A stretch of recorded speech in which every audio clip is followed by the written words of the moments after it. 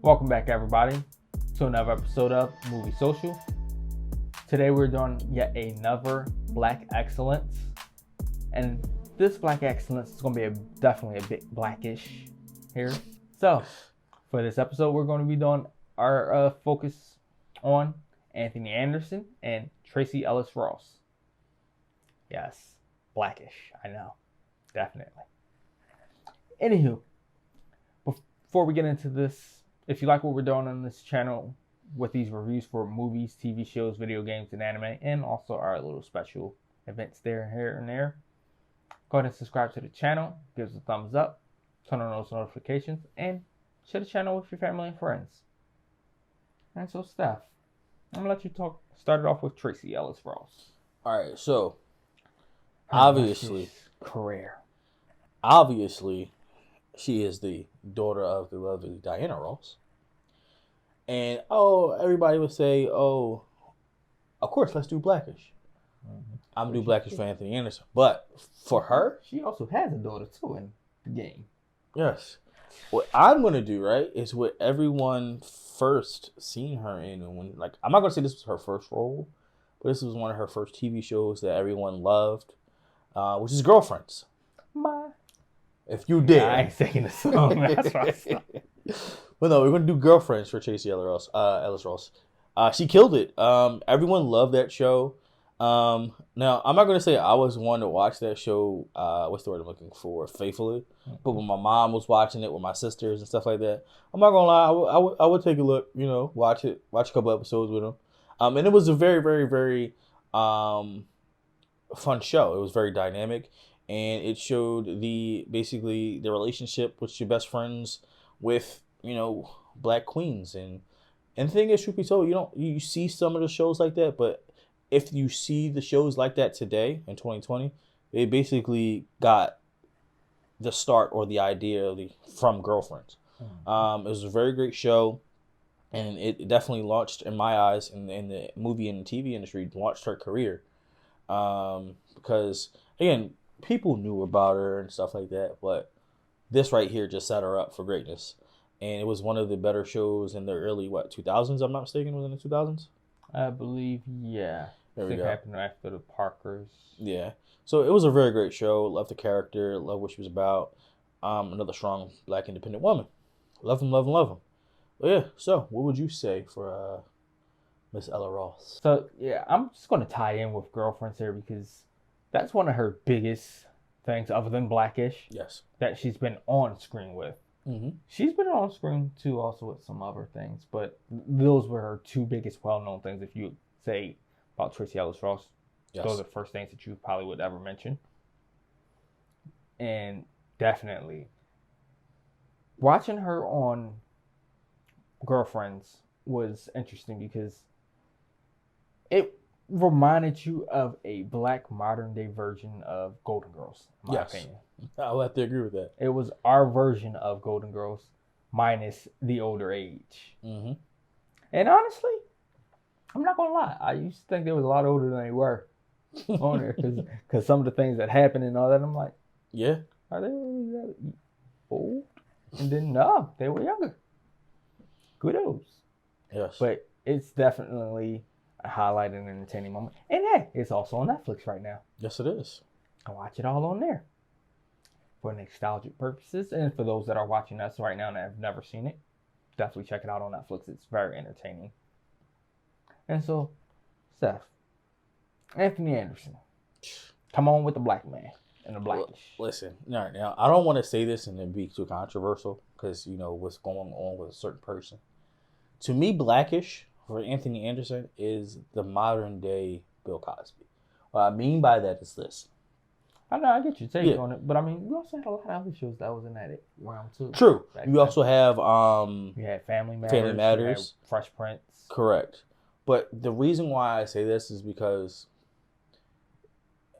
first of all, it's a black man, successful black man, living in a white world, which actually we are. And the funny part about it is he moves his family to a suburban area, but they're not your typical. I'm not gonna say typical black people. They're basically trying to, I guess, grasp, still stay strong, like hold on to, I guess, their blackness or whatever. Their heritage. Their roots. Yeah. But it's great because you see their relationships with their children, their relationships with each other, his mother and father. Like, the reason why I love this show, not only because it's oriented, it teaches you some things very just about every episode. They had their serious, very serious moments. And not only is Anthony Anderson, like, I'm not gonna say he carries the show, but to me, him being this role of this successful black man who's a father, who's a caretaker, in today's society, who's successful and who loves his children, loves his wife, is awesome. You don't get that many things about black men and black families plastered on your TV screen, if at all. But to see him do that and be this role, and his character as Dre is just amazing. I mean, he has his moments with the son, his daughter Zoe, when she was on there, but she comes back on there every now and again. His relationship with his twins, his relationship with his father, his mother, and it just all culminates into who he is, and it's awesome. I love the show. I won't ever stop watching the show, and it airs on, is it ABC or CBS? I'm sorry. No, it's all ABC. ABC, great show, phenomenal show. Anthony Anderson is doing his thing, man, and I love his character as Dre. Okay. I'm gonna take it back. How far way back in the time to one of his olden days of shows. We're not gonna take it to the barbershop moment, not with that ATM situation. Too much of that going on right now in real life. But we're gonna take it back to My Baby's Daddy. Okay.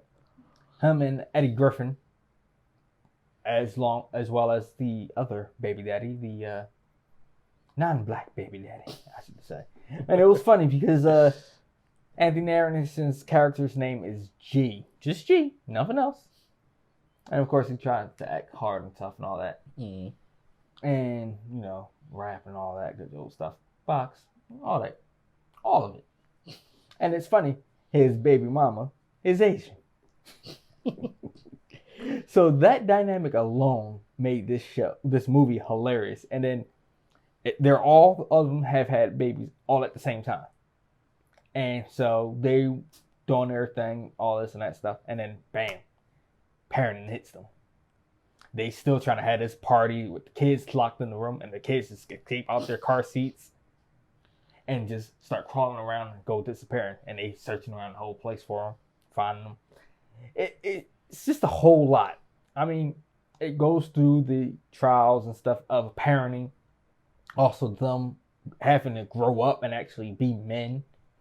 And eventually either staying with the baby mama, leaving them, but finding a way to get things together. It's hilarious. I mean, from beginning to end. And it's one of those classic comedies that as you get older, you learn to cherish it a lot more and understand things a lot more, especially as being a parent now. It was like, yeah, now that makes a little bit more sense too. But yeah, definitely check it out if you have not.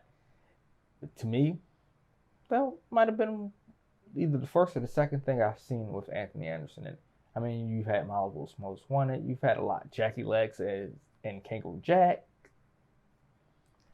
Movie, we're not going to talk about that movie. I mean, you had a whole lot. I don't with like Anthony that Anderson. But those are our picks for Anthony Anderson, and that was our pick for Tracee Ellis Ross. Yes. What is something that you really enjoyed watching with Tracee Ellis Ross or Anthony Anderson? And let us know in the comments below. And until next time.